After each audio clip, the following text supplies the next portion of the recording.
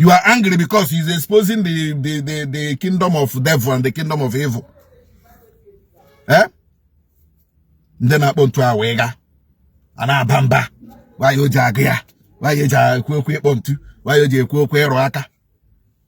Roaka won't the lesbia. It won't do the home. Amami na got a bem neje. On a wiggy when okuru pontu. Chinyere Udoma'S or go part 2. Because if I have to focus, use like 10 minutes. Gora nye basare pontu. Use like another 10 minutes. Gora nye basare roaka. We will sell your music. We will market it for you. Ade mai Chineke kalmacho ezima pulichi bo di samej na kaneba hinu bu ani na enweto nwegoto aka mse na bata kponkwe n'oge ihe omume anyị Chibo anu ozo bu nke na bịara gị naanị na Chinonso ba nọ nso nkwa chebirikwe mkponkwe na nọ nso nkwa chiwo na TikTok na kwa official Nonso Nkwa TV na YouTube.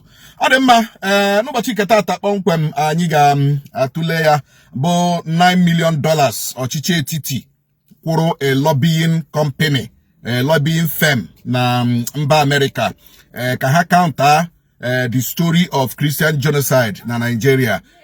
Anyị na anụ kepu na ọchịchị etiti mere nke a n'ihi na ha belivuru, ha kwenyere na ndị Biafra na ọwụ ndị chọrọ nwere onwe Biafra wuru ndị jere gwa Trump na a na-egbu ndị ụka na Nigeria. Ha belivuru na ndị Igbo jere gwawa Trump na a na-egbu ndị ụka na Nigeria. Ihi ndị Igbo ga-eri unu one by one. Ihi Biafra ga-eri unu one by one. Unu niile bụ ndo mgbe ọbụla akụkọ ọjọọ ka unu chọrọ ị na-akọ maka ndị Igbo, mgbe ọbụla ihe ọbụla mere na-ebuye ndị Igbo na a na-egbu ndị Kristian na Nigeria. Ọ ndị Igbo si ndị Fulani na ndị Muslim bụ ndị Kristian na Nigeria. Ọ ndị Igbo sponsor ga ndị Fulani buge ndị Christians na Nigeria. Ogbugba na-egbu ndị Christian na Akwara, egbu ha na Borno, egbu ha na Kaduna. Ọ ndị Igbo sponsor ga ya. O ji wuru na ndị mba ụwa bịaziri na-eleba anya na Nigeria na a na-egbu ndị ụka. Ọ bụrụzia ndị Igbo bụrụ ndị Biafra jere gwa Trump. Ọ bụrụzia na ndị Igbo ha na Trump dị na mma jere gwa Trump na a na-egbuzi ndị Christians na Nigeria. Unu ji were $9 million je nyewe a company nọ na America so that they will be countering the Christian genocide story in Nigeria. Ihere megbu unu. Ihere megbu unu. $9 million ga-enye ụmụ afọ Nigeria nri. $9 million ga-enye ụmụ afọ Nigeria ọrụ. $9 million ga-cushion the effect of hunger and poverty and lack and starvation in Nigeria. Kunu pagaru, just ka ụgha. You people paid for lies. Nigerian government, you paid for lies to counter the truth. Onye gwara gị na a na-akaụnta truth akaụnta. Onye gwara gị na a na-amachi eziokwu amachi na a na-ekpuchi. Eziokwu dị ka ọnwa ada ekpuchi ya aka, ọ dị ka afọ ime ada ekpu ya aka. Unu ewere $9 million anyị na-achọ anyị enweghị nwe n'obodo abụ Nigeria paga ya ndị American lobbying company ka ha nwee ike la atụ ashị so that ashị na ala egbu ndị Christian ha ashị ọwa ashị. $9 million. $9 million. Ezigbo ego running in billion naira. Kunu par. Kunu signere her on the, let me see, on the 17th of December 2025. Kunu jere sign here the deal. And I don't know gana akwya quarterly. $9 million unu kwuru na emecha kunu ga akwụkwọ ọzọ. Maga mena expire unu akwụkwọ ọzọ paying for lies. Onweghị ihe APC na-emebe n'obodo. Onweghị ihe this party wu APC na-emebe na this country. Onwebe. Ha iwonu he ha na copy PDP on. Na copy PDP on when they have committed worst offenses than the PDPs in 60 years in government. Unu ji 8 years roa la ni unu na arụ. Baje kwa na kunu baje kita continue kwe na commit a whole lot of things. $9 million. $9 million. Sway. Automatic ka ahụ na-ewu Chinyere Udoma'S nwanne anyị nwaanyị wee pịapụ egwu ọfụrụ o wee na-akpọtụ obodo abụ Nigeria na-akpọtụ na mba ụwa na-akpọtụ ebe niile gwo Chineke lekwe na ọ chọrọ ime ihe dị Chineke mma n'obi. Chineke lekwe amami na aghọta na anụ ahụ ya chọrọ ka ọ kwabe iko Chineke hụlekpeo anụ ahụ ya chọrọ ka ọ rụwa aka Chineke hụlekpeo anụ ahụ ya chọrọ ka ọ kpọwa ntu Chineke lekpoo anụ ahụ chọrọ ka mmebe ife dị Chineke lekpoo ndị mmadụ ala ewe iwe some people a na-aba mba nwaanyị o ji agụ ụdịrị egwu a na egwu adịtụ ụka na egwu a bụ egwu corruption egwu na egwu adị corrupt na egwu ekwesịghị ka Kristian gụọ ya na because ọ kpọrọ okwu ịrụ aka ọgbụ ịda ha arụ aka ịda arụ aka ịda akpọ ntu probably because ị na-akpọ ntu iwe na-ewe gị na akụrụ egwu ndị na-akpọ ntu. You are angry because he's exposing the kingdom of devil and the kingdom of evil.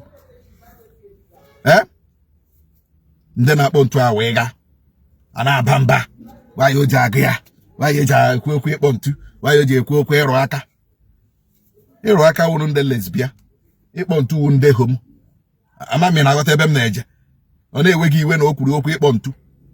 Chinyere Udoma'S gụọ ya ọzọ gụọ part 2 biko ife atụ focus use like 10 minutes gụọrọ anyị ihe gbasara ịkpọ ntu use like another 10 minutes gụọrọ anyị ihe gbasara ịrụ aka. We will sell your music, we will market it for you. Unu na-awa anya unu na-ayị ala ịkpọ ntu ihe hapụrụ nwaanyị ụmụ nwaanyị juru everywhere na-akpọ nwoke ibe gị ntu gị wụ nwaanyị gị hapụ ụmụ nwoke juru everywhere kwesịrị ịkpọ gị ihe kwesịrị ịkpọ gị na-arụ aka. Onwe ihe karịrị odogwu onwe ihe karịrị odogwu na nwaanyị nwekwana ihe karịrị na-aghọta ebe anyị na-eje ị na-akpọ ntu ị na-arụ aka. Of course it's your life to live. Ka agụrụ dị egwu even ị kaghị igoshiwa anyị na iwe onye na-akpọ ntu ba ị condemn dị egwu because ị condemn egwu ahụ ị na-akpọ ntu ị na-arụ aka ị condemn egwu ahụ ị na-akpọ ntu ị na-arụ aka. Sefini anụ arụ m chọrọ ka m kpọba ntu Chineke lekwe anụ arụ m chọrọ ka m rụba aka Chineke lekwe m Chineke lekwe m ọ dị mma. Fubara na ndị omeiwu ụlọ nzukọ steeti Rivers ịma enwere 4 lawmakers pụtara na sị biko ụmụnna ka anyị kwụsị ihe anyị chọrọ ime ka anyị kwụsị dị ya. At the end of the day ha atụgharịa ha bịa kweta ha what money can do, what ego Abuja can do. On those 4 lawmakers, in fact, as I'm talking to you now, they are the richest lawmakers in River State. Those 4 lawmakers say Patrano say na ha chozi to be part of the nchopa achọrọ ịchụpụ Fubara. He mechazi atụgharị again la chize si ka achụpụ ya Fubara. Those 4 lawmakers, they are the highest. In fact, onwe amehula ahụ ego ha anya. Imega paranda. Ibege ishi Abuja paranda or go the location under Abuja 2 months away here. So you have followed these people and do this impeachment. Amami na whatever energy. But the truth is that Tunumbu will not stop Ola Honey again. Tunumba got to Purundo on again.